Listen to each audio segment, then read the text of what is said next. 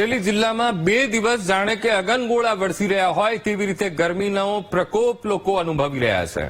જિલ્લાનું તાપમાન છેલ્લા 2 દિવસમાં 44 ડિગ્રીની ઉપર નોંધાઈ રહ્યું છે। અમરેલીની બજારો ગરમીને કારણે સુમસામ જોવા મળે છે, ત્યારે રોજનું કામ કરતા શ્રમિકોને હાલાકી ભોગવવી પડી રહી છે। લોકો ઘરની બહાર નીકળવાનું ટાળી રહ્યા છે અને જે પણ લોકો નીકળી રહ્યા છે તેઓ છાશ કે લીંબુ શરબત જેવા પીણાઓ પીને હાશકારો પણ અનુભવી રહ્યા છે।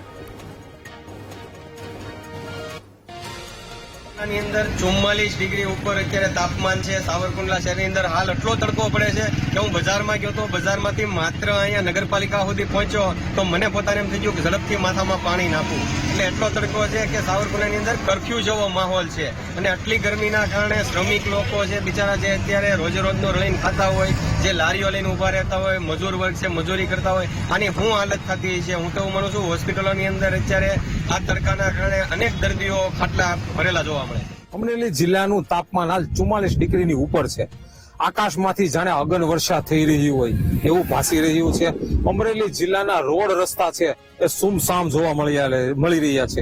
લગભગ અમરેલીની બજારો, અમરેલી જિલ્લાના તમામ ક્ષેત્રોની વાત કરીએ, સાવરકુંડલા, વડિયા, કુંકાવાવ, રાજુલા સહિત અત્યારે બપોરના સુમારે સુમકાર થવા પામ્યો છે। આપણે અમરેલી જિલ્લાના હાલ નેશનલ હાઈવે ઉપરથી આ નેશનલ હાઈવે પણ સુમકાર ભાસી રહ્યો છે। અહીં બહુ ઓછા વાહનોની અવર જવર છે। સતત ગરમી વરસી રહી છે, જે કારણોસર રોડ રસ્તા સુમસામ બન્યા છે। રોડ રસ્તાની સાથે સાથે શહેરી બજારો છે તે પણ સુમસામ બની છે।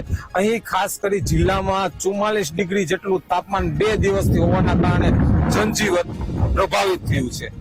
Dilip Jiruka, VTV news, Amreli.